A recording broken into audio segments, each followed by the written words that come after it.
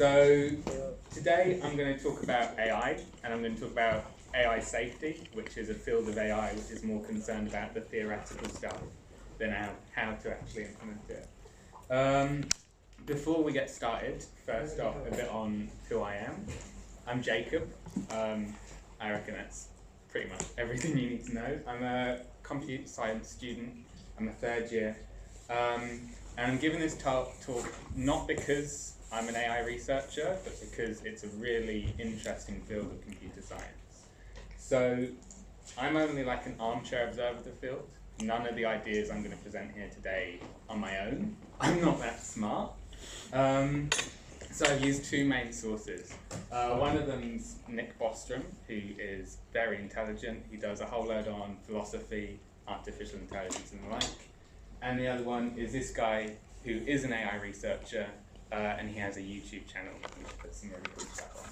Also, every slide is individually sourced in the speaker's notes, so I'm going to chuck up a link at the end if anyone's interested in that stuff and wants to explore more. Because I really only skate over it. I don't go into a lot of depth, because it's a massive field.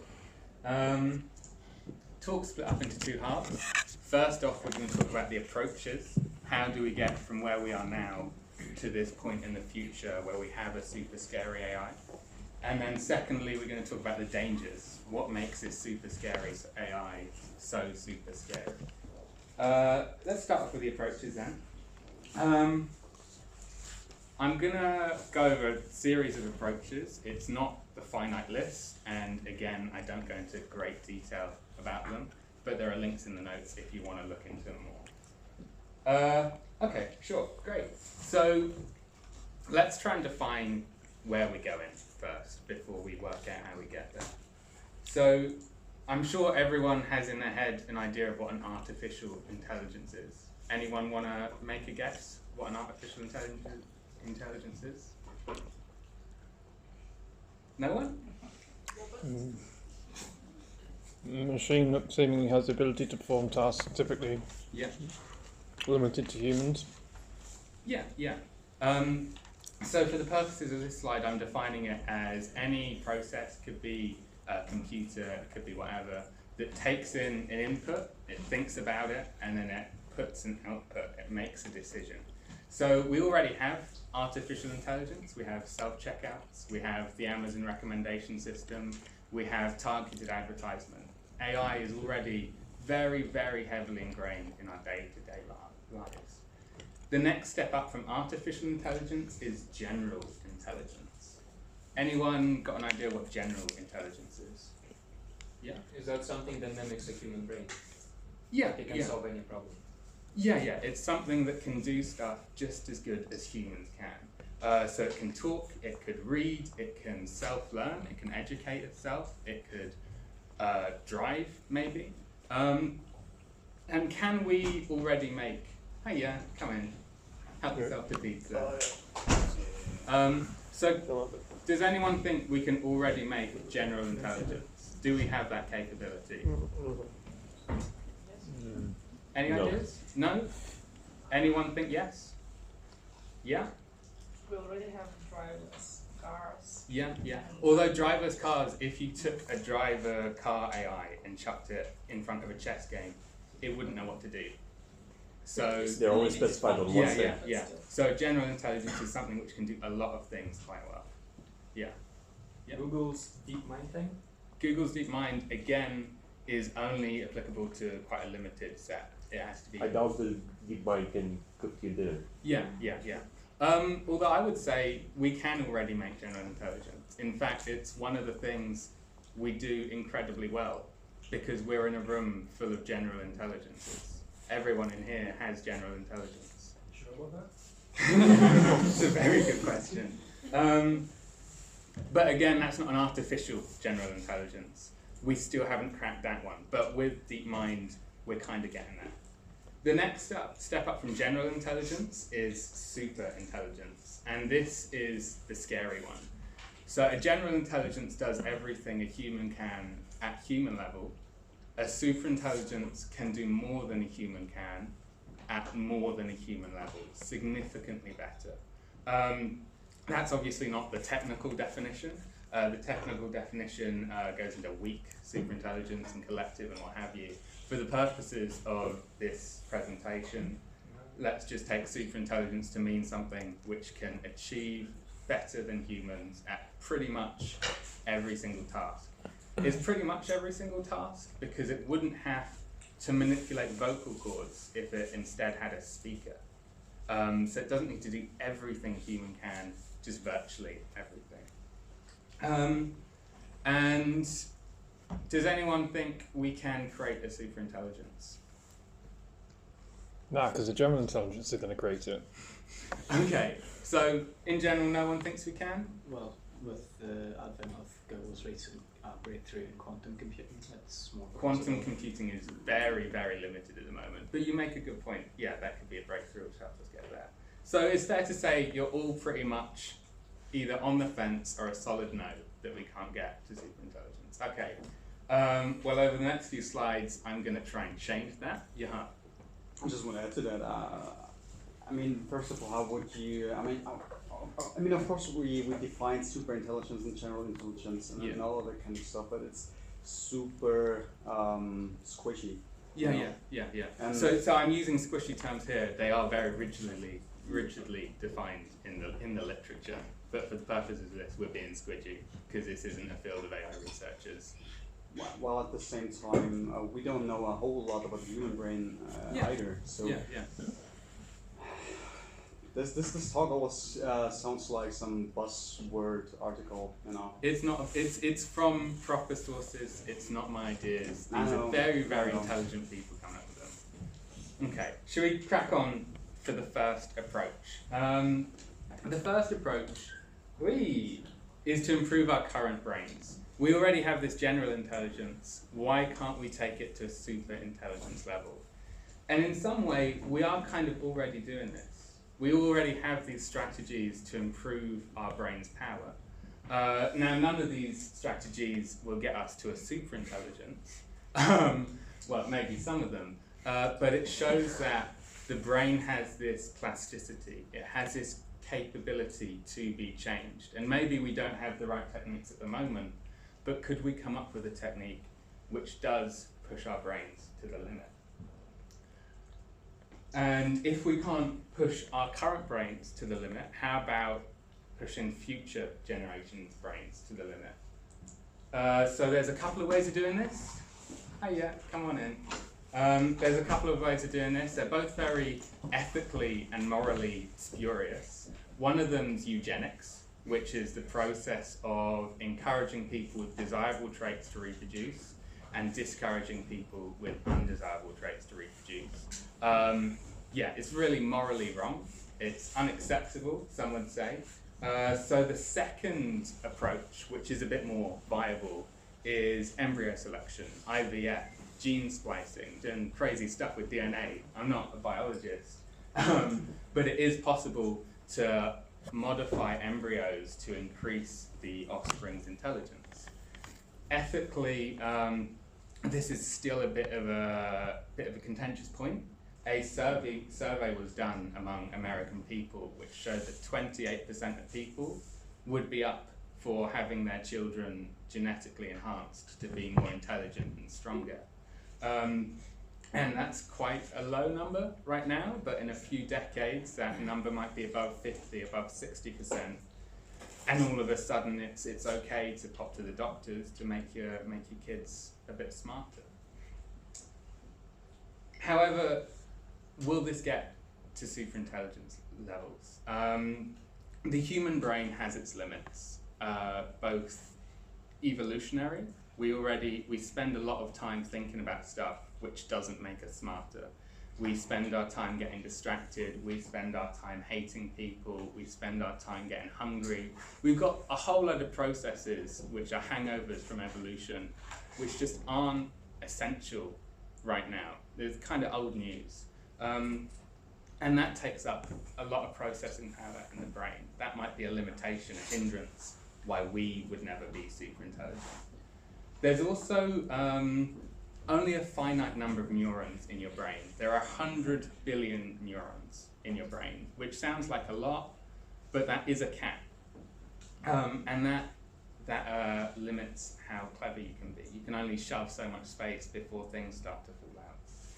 So IQ is in general a pretty terrible way to measure intelligence on the individual level, but when you look at it on a group level, it's actually quite efficient because it works off averages. So let's have a look at a spread of intelligences. This is just from 0 to 200 of IQ.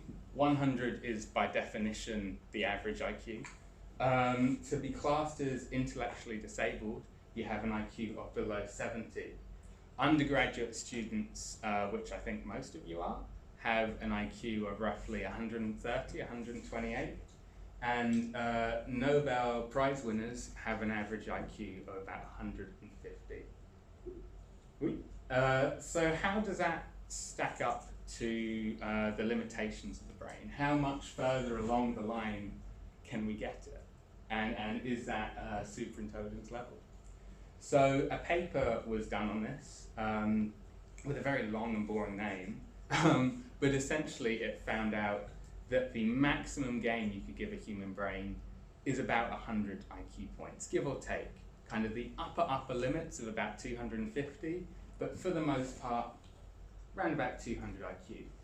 And the question is, can this be classed as a superintelligence? Yes, it's cleverer than any other human to ever walk the earth, but is it a super intelligence? And the answer to that is, it's a weak superintelligence. It has these really definite limits, but it could pave the way for one of the other approaches I'm going to talk about to be used, or it could come up with another approach because it will have the capabilities to think in a slightly different way to us. So the next approach would be to create an artificial brain. This is a very science fiction-y approach, but that doesn't mean it's not viable. So the technical term for this is whole brain emulation, and there's a university in America which has a whole brain emulation project, and they're working very actively to replicate a human brain. And when you have this digital human brain, you're then able to step in and you're able to remove the limitations that an actual human brain has. You could change it so it no longer really cares about love or hate. You could change it to remove the evolutionary stuff and just focus on the intelligent stuff. You could also maybe get 10 or 20 or a million of them working in series, which creates something called a collective superintelligence. There are, however, some issues with this approach, as you can imagine. So the process of uploading a brain works in 3 steps, and at every step there's an issue. So for the first step, you need to scan the brain. You need to take a human brain and you need to cut it into about 1 billion slices, very, very, very thin, in order to capture all the neurons. And then you need to take a very high resolution picture of every scan. This image is of a rabbit's brain. It's about 1.6 micrometers across, which is about the wavelength of infrared light, give or take. So you can imagine if we scale this up to take the slice of a whole human brain, about that big, just how big that image would be, and just in terms of space and as also file size. Each image would be gigabytes in size. So here we come against a technical limitation. First off, we need to find somewhere to store exabytes of images. And then we also need to create a machine that's capable of consistently slicing a brain into 1 billion pieces. Because if it's had, say, a 99% success rate, that's 1 million slices of brain that a human needs to come in and rectify and trace by hand, say. So there's a very technological limit on this. The next process of scanning, of creating this virtual brain, is to process the scans. Once you've got all these images, that's great, but how do we do anything with them? You need to turn them into these kind of models.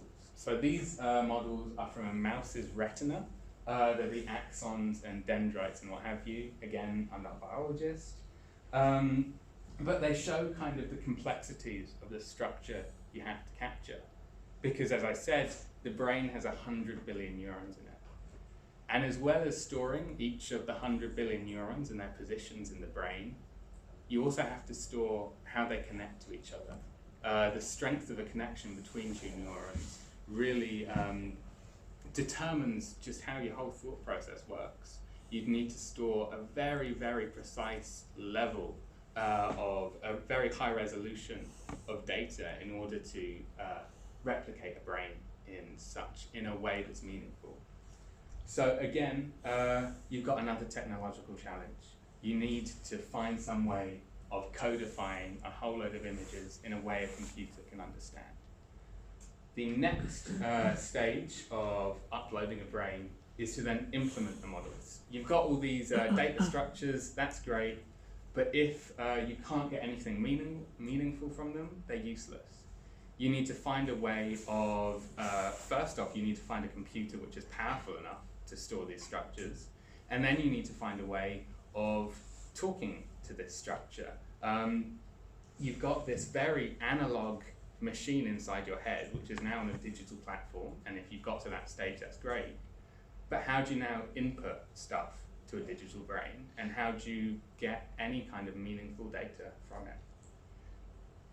But again, for this approach, all the problems that arise from it are technological. And the way humanity works is our technology gets better year by year. Again, in a few decades, we might be in a position where we're suddenly able to store huge amounts of data, where we're able to create machines which can reliably repeat a process 1 billion times. We might be able to overcome these limitations. Technology will evolve. So that's the second approach. The third approach is, I think, the most viable in my head. If you've not been completely sold on these two, that's great. This one will clinch it for you. And that's to make something that's just a tiny bit smarter than us. In AI safety, this is called an intelligence explosion. And it's the idea of making something that's incrementally more powerful. Let's have a thought experiment. This is me. This is me from about a decade ago. And it's when I first got into computer programming. I don't know if that's obvious. So I got into programming by building a little Python script which did my homework for me. Which meant I failed maths, but it meant I gained the skills enough to come onto this degree. So if I was able to make something smarter than me, which I can just chuck quadratic equations into, what's to say I couldn't make something that could create artificial intelligence better than me? And that's the theoretical jump.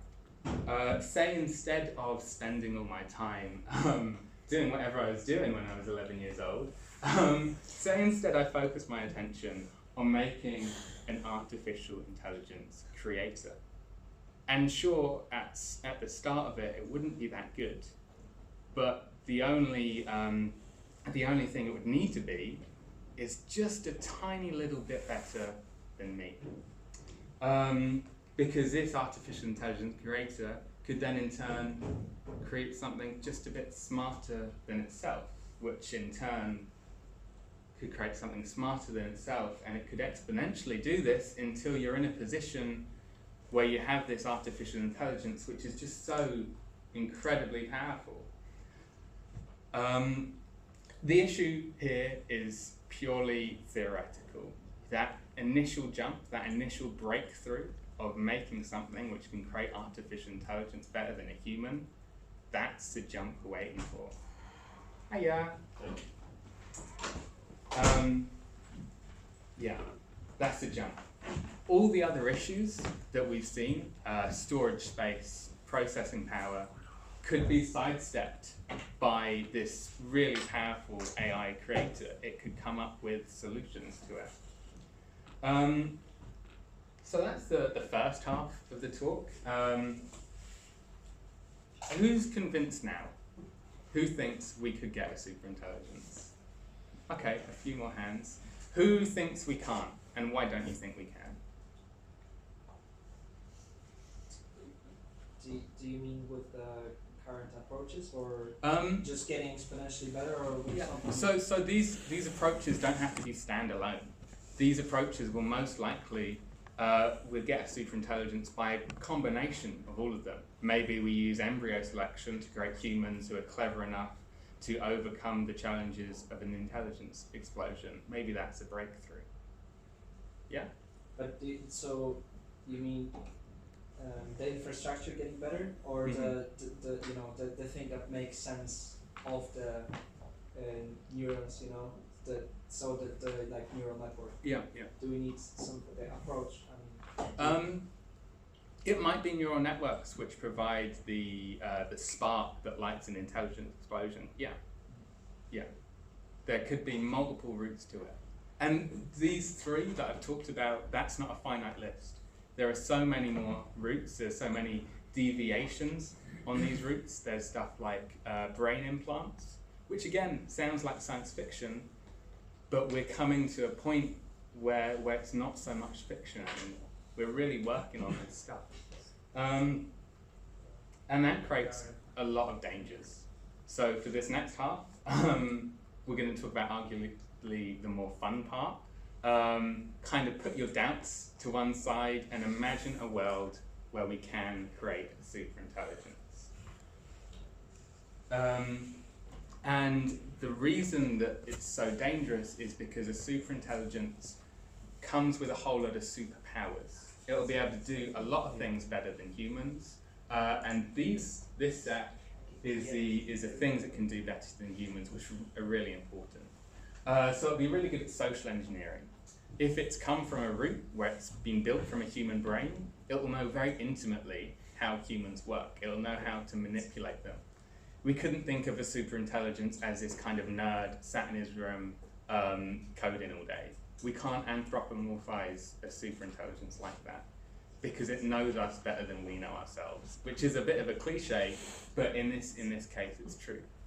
It'd be very good at hacking into systems because it itself is a system. It knows how they work.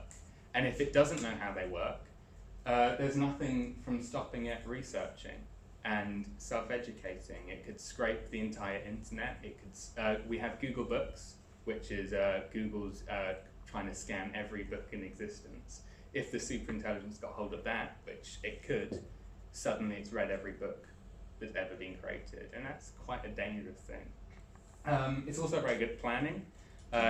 Unlike humans, it will be able to make long-term plans and stick to them. We're quite good at making long-term plans, but sticking to them is the issue. But a superintelligence will have the capability to stick to them, or have that dedication, that motivation. Again, I'm going to do another thought experiment here, just to really hammer home how dangerous it might be. And this does require a bit of a theoretical jump, but let's try it. So this here is my little brother. He's called Isaac. We're very proud of him. And Isaac collects snow globes. That's a very small picture of his snow globe collection.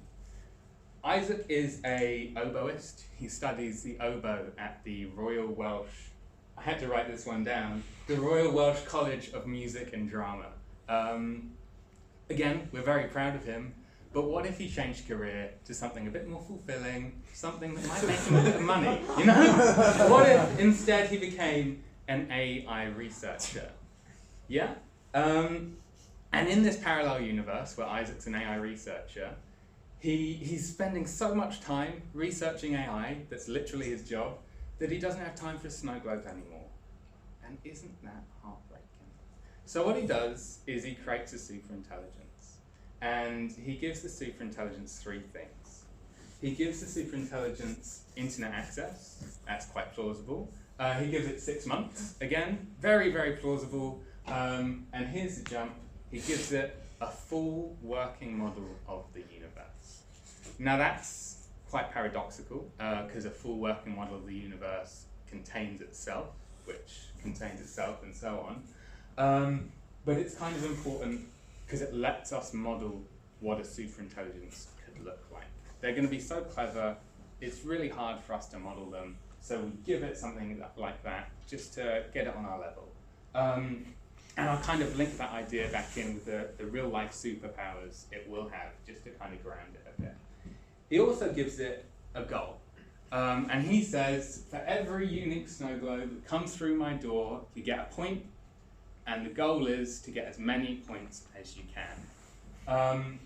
He's been a bit clever in formulating this goal. He said every unique snow globe, because maybe if he hadn't included that, the AI would just take a snow globe and keep on passing it through the door, because that's just as valid as a unique snow globe. And he switches on the artificial intelligence, and seconds later, everyone dies. Let's dive in to why that happened. Let's slow down time a bit. So when Isaac switches on the artificial intelligence, straight away the AI goes into a planning stage. It starts to use the model universe to test out, okay, what happens if I do this?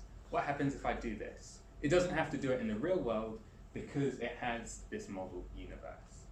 And maybe it starts off by thinking, okay, I don't really know what this connection is, but I know I can send stuff down it. I know that's one of my capabilities.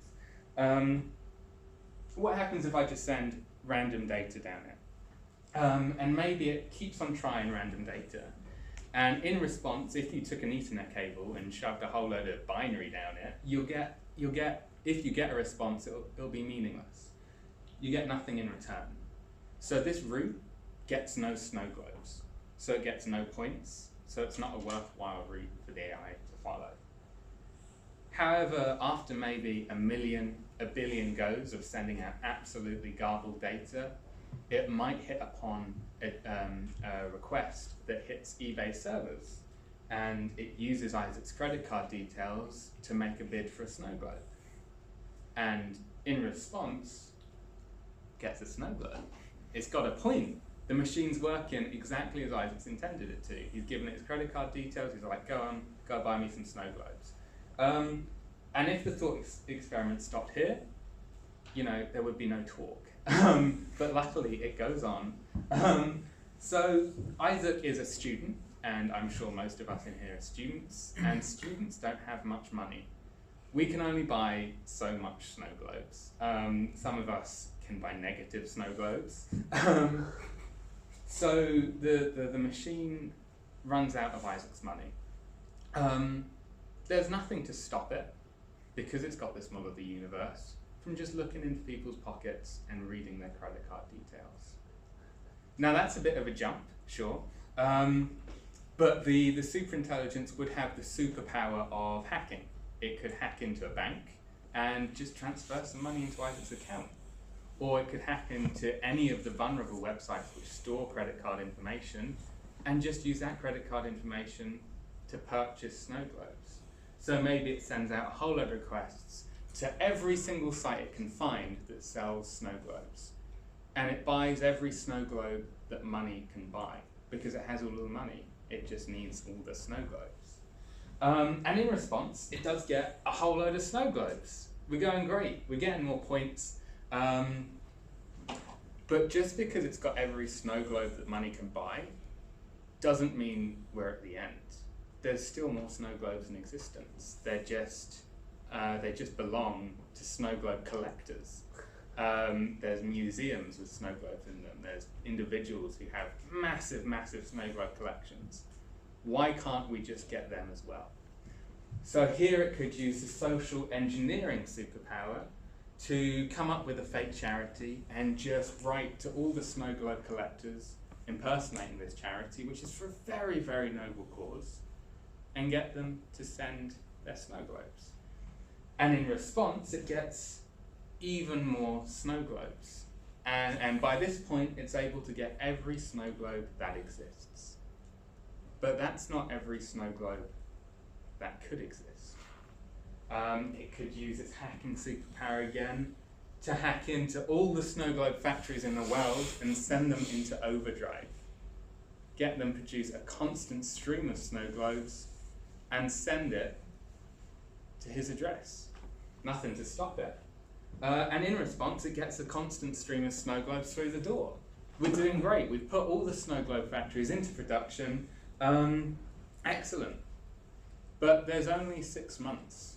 It can only make so many snow globes in that time, and there's so much stuff to turn into snow globes. And it looks at a snow globe, and it thinks this snow globe's just made up of stuff. And it looks around and thinks, well, everything else is just made up of stuff. What if we create a machine which transports matter, any matter at all, into a snow globe? And that seems a bit far-fetched, because it is. But for a superintelligence, far-fetched won't be far, it'll be very close. It'll be able to research, okay, how do atoms work? How can we rearrange them? What kind of developments do I need to take to make this machine? And it can start looking around and start turning things into snow globes. It can start turning books into snow globes, trees.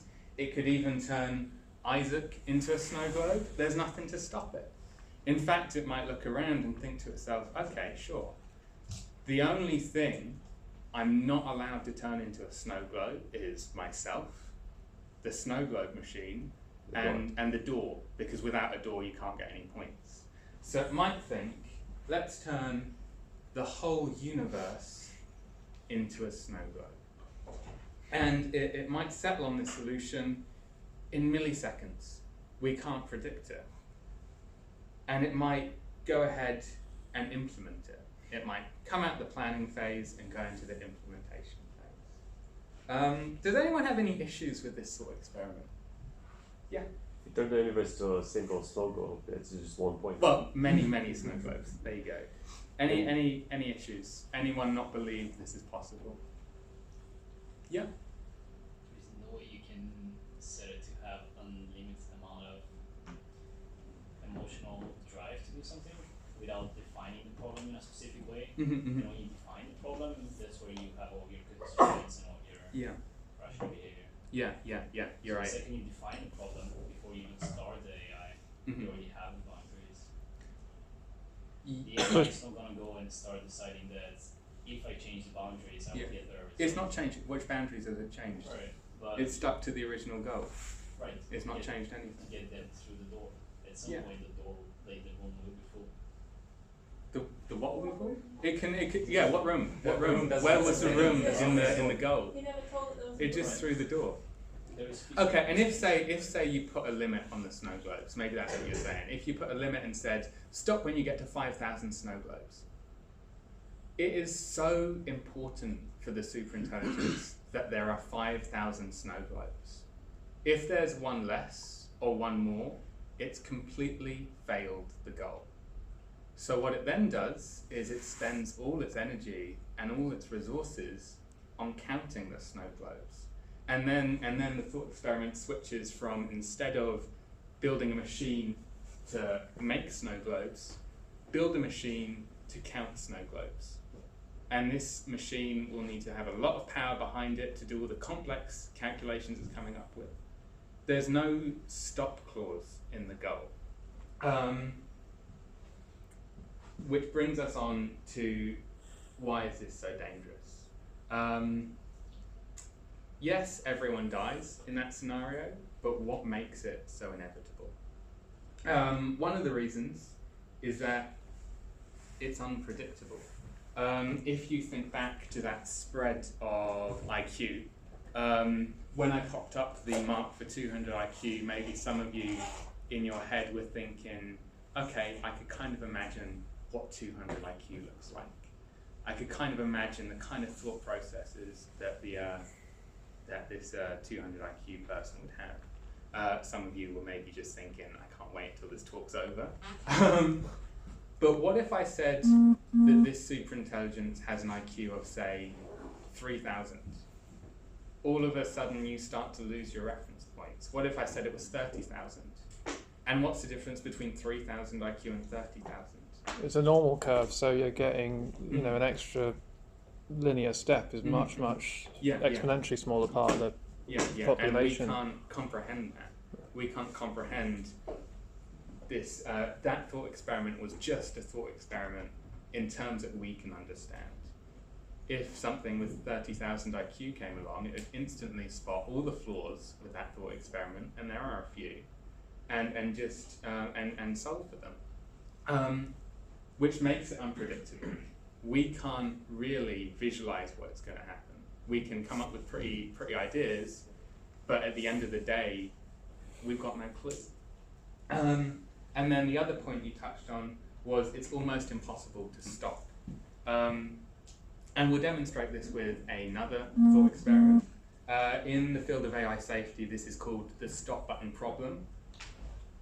And we're going to pop back to Isaac and his snow globe collection. So say Isaac says, okay, I'm not going to create a superintelligence. Maybe it's impossible to create, or maybe I just don't have that time. We haven't got to that breakthrough yet. Instead, I'm going to create a general intelligence. And I want this general intelligence just to clean up my snow globe collection for me. I've got all these snow globes, I'm just busy at work all day, my collection's unorganized, it's getting a bit dusty. So he builds this robot, and he gives it two things. He gives it a general intelligence, and he also gives it a full working body. And on top of that, he gives it a goal, because every robot needs a goal. If it didn't have a goal, it wouldn't do anything. And the goal he gives it is just to clean up the snow globes. We don't need to worry about what clean is. We don't need to worry about what a snow globe is. We just want the snow globes clean. And when the snow globes are clean, you get 10 points. So in an ideal world, the way it would work is the robot sees the messed up snow globes and it thinks, okay, let's clean them. So walk across the room, just clean up the snow globes. 10 points gained. But I know something about Isaac that you don't know. And that's that he used to have a pet goat kit, which was incredibly cute, and that's just a stock image because I couldn't find a picture. But sometimes the goat kid would come in the house. So let's say the goat kid was in the way of the robot. The robot has no concept of this goat kid or what it means to Isaac. It doesn't really care about it. So if it took more energy to walk around the goat kid and clean up the snow globes than it did to walk over the goat kid and clean up the snow globes, it would walk over the goat kid. And I'm not going to scar you for life by putting a picture of a dead goat kid on the screen. I'm just going to turn it upside down. But it gains 10 points. There's no detriment to that. So what Isaac could do is Isaac could then kind of work in, okay, this is what a goat kid is, we're not allowed to hurt them, etc., etc. But to do that, it needs to be able to stop the robot first. He can't code for this eventuality if the goat kid's already dead. He needs to find out a way of stopping the robot in its actions. And he thinks about it for a while, and he thinks, okay, we're just going to put a stop button on his head. And when the stop button is pressed, the robot just shuts down immediately. Which, I mean, that seems plausible. Anyone think this is going to work? Yeah, a few people. Don't think it's You don't? Why don't you think it's going to work? well, if it doesn't have any relationship with the button other than the button stops it from getting points. So Yeah. it just works around it. You are dead on. So, well, almost dead on. So yeah, you're right in that when the button's pressed, it gets no points. But it doesn't just get no points for the button being pressed, it gets no points for the rest of its life, because it's essentially dead now. And it wants to get points. That's its goal. It wants to be able to clean up these snow globes. And so if you go and try and turn it off, it will turn around and try and turn you off, because you're getting in the way of its goal. So that's maybe not the best solution. So Isaac thinks about this for a while and he says, okay, how about when the stop button is pressed, shut down and get 10 points. This makes it just as viable for the stop button to be pressed or the snow globes get cleaned up. Doesn't really care which. Anyone think this is going to work?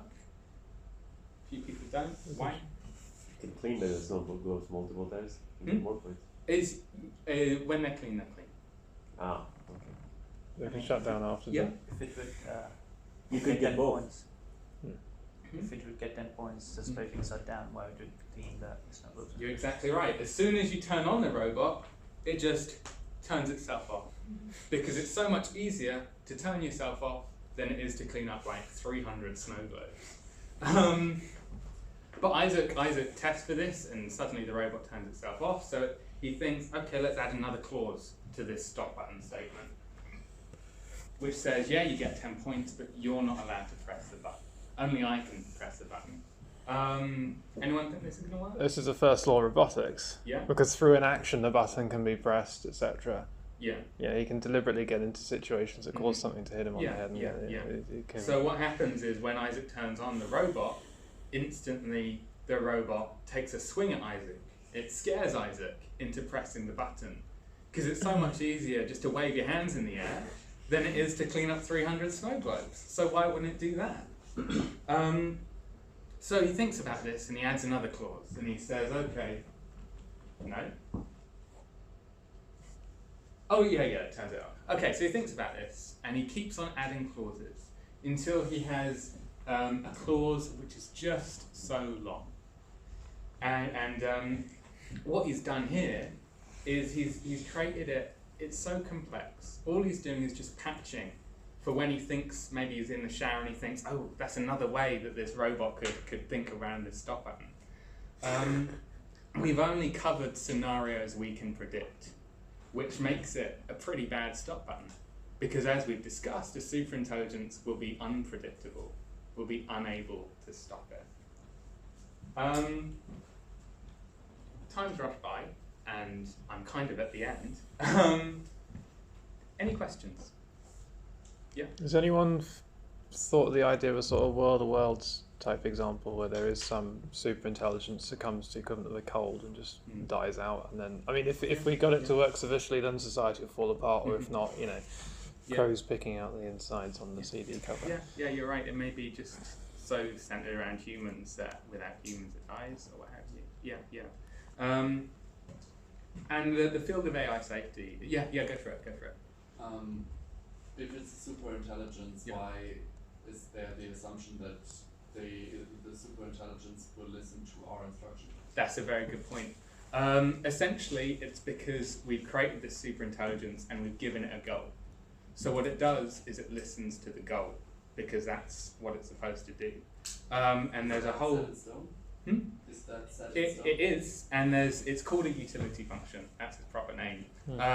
And the idea is a robot can't change its own utility function, its own internal goal, because by changing that internal goal, it can no longer accomplish the existing one. So it can't create a scenario where the existing goal can't be accomplished. So yeah, it is set in stone. And because it's set in stone, that's where a lot of the problems come from. Yeah? Why would it be set in stone? Mm-hmm. So going back to your first thought experiment, it has a whole model of the universe. It knows what laws are. It knows what they're for. Yeah. It understands the social ramifications. Yeah, it does. It still chooses not to follow those laws. Why would it? Why would it? Why do we follow laws? Because we'll get put in prison. You can't put this superintelligence in prison.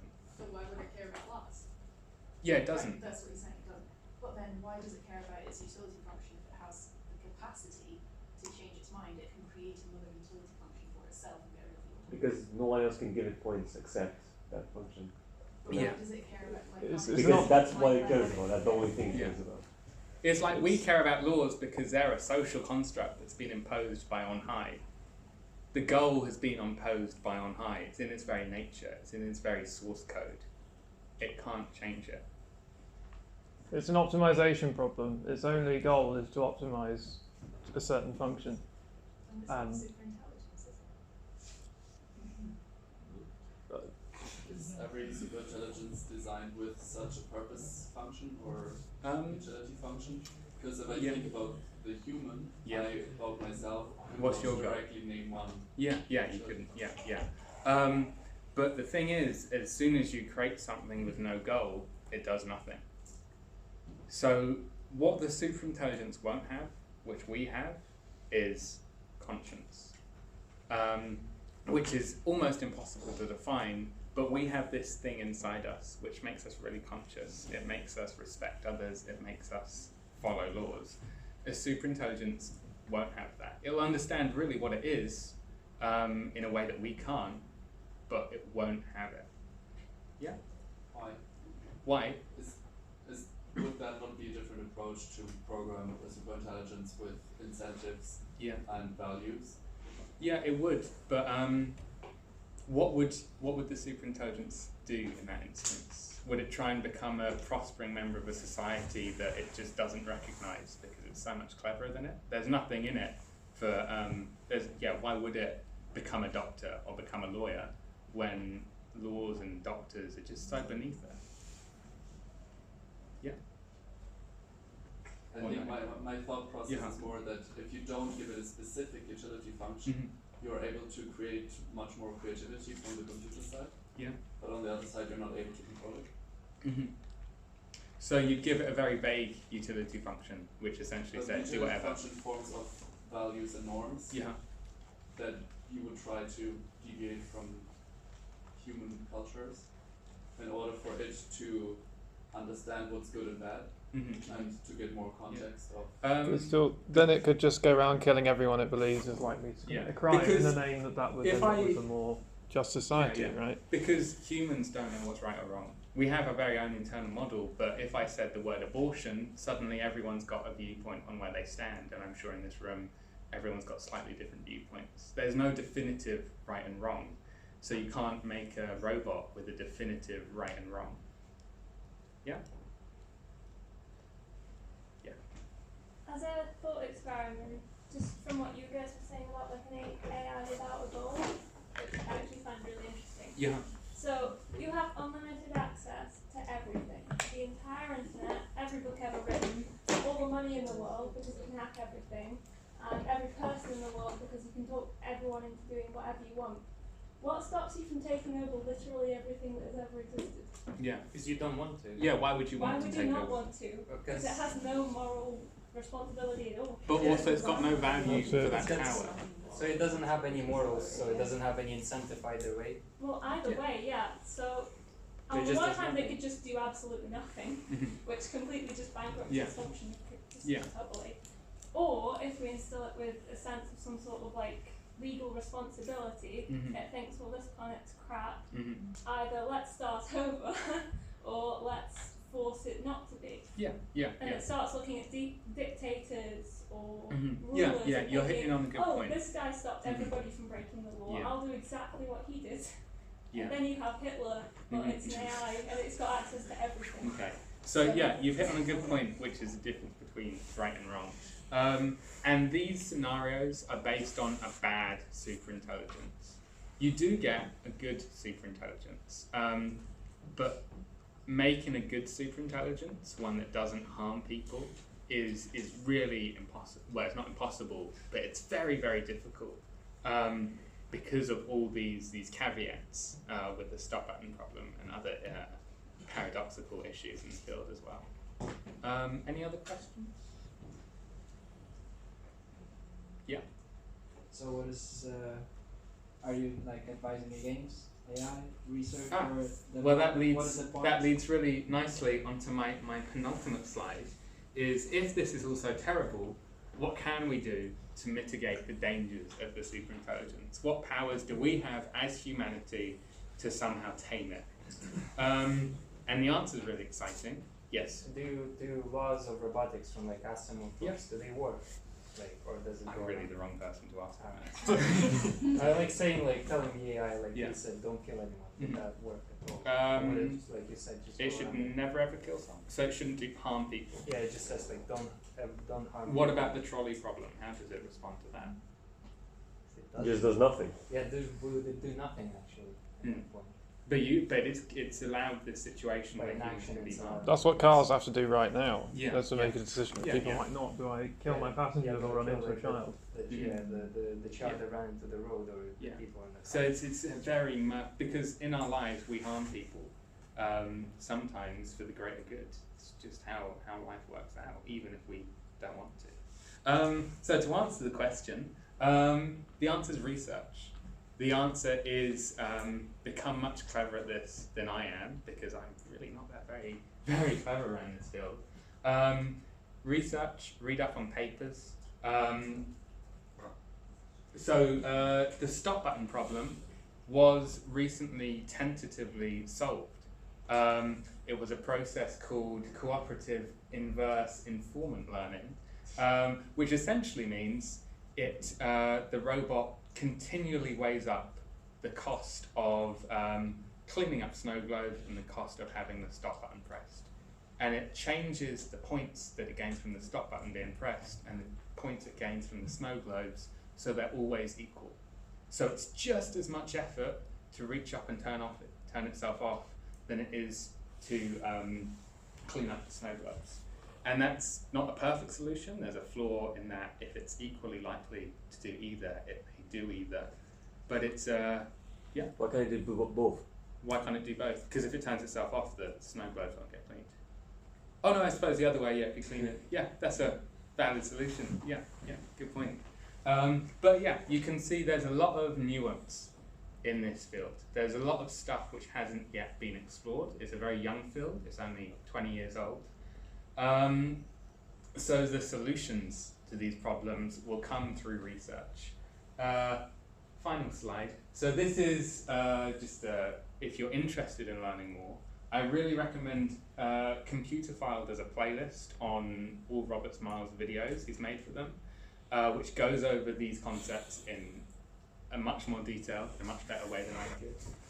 And then once you watch that playlist, just check out his YouTube channel where he talks about the most recent developments. And also, if you're a very keen bean, check out the Superintelligence book by Nick Bostrom, which really takes a very, very deep, granular dive into all of these concepts.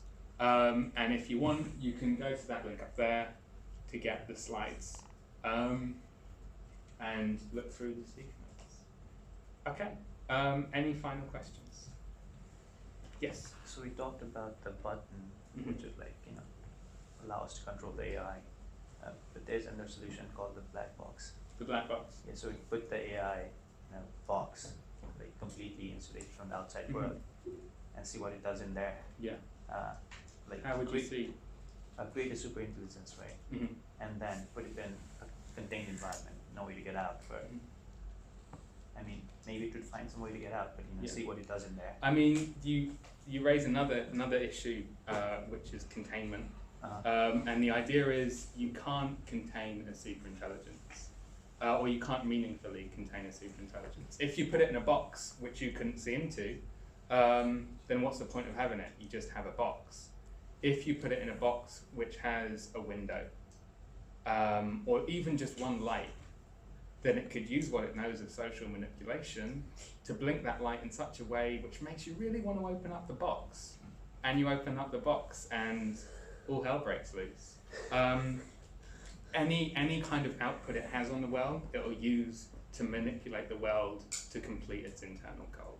So it's impossible to contain. For the superintelligence, the model of the universe would be the model of the box. So it would not understand what's outside the box. Oh, I see. Yes, that is an approach. Yeah. And then. But there's also comes with it the idea that a superintelligence doesn't really have any motivation to let you know it's superintelligent. We could already have a superintelligence now in 2019. It just hasn't let us know about itself yet. Because what gain is there to letting humanity know about itself? Because then humanity will stop it, and it can't complete its goal. So it's very devious. It's very clever. But that is a valid solution. Yeah. It would work better for general intelligence, I guess, with stuff. At least allow us to see how their ethical approach to things.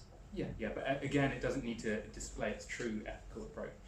But then again, that would be their model of the universe. So if they would do anything, they would do at their free will. But it might think to itself, oh, humans are really intelligent, they might put me in a box. Well, they don't have the idea of humans. Yeah, because they don't know humans exist, because it just knows the box. How would you take humans out? If you take humans out of the picture, then it operates in a completely different way. It's Than like humans exist. You're changing the box to such an extent that whatever happens in it doesn't really have any meaning. It's like taking a really smart young child, put them on Mars, and see how they would work there. They would die. If you put a child on Mars. I mean, if you think about it like that, but talking about a container where they have no access to human world, but they're really smart, and how they would interact with the environment in there. Yeah. would give us a better idea of how a superintelligence works. Yeah, you raised a valid point. As like sort of like an addendum to that, Mhm. like I feel like the most intelligent thing we know of so far is humans. And when we were sort of shoved onto a planet with no idea of whatever was going on, the first thing we basically all did was go, well, who created us? Yeah. And then we all sort of started coming up with, oh, it's God, Mhm, it's mhm. science, it's this, it's that. I feel like an AI would be smart enough to do that. Yeah. And maybe even recognise the marks that its creator left on it. Like if we made it in human form, if we made it to look like a brain, it would think, oh well, I look like my creator. It could backwards engineer My it. creator looks like this, my creator thinks like this. Yeah. Okay. Any final questions before we wrap up? Oh yeah, one more. How often do you have those kind of amazing talks? This is the first. I could do more if people wanted. If that's what people want, I can't deny the people. You know. I just need to find something I'm interested about, and I do a talk about it.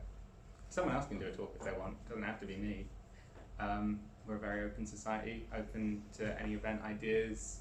We should really pull the banner so I could sell the society a bit. I mean, to be fair, you could probably just get a slide up. I could. If you're interested in joining the society, we'd love to have you. We meet every Tuesday at 6:30 in the room upstairs, C28. There's information on our website and what have you.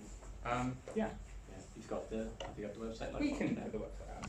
Or come down and talk to us or what have you. Thank you very much for coming. You've been wonderful.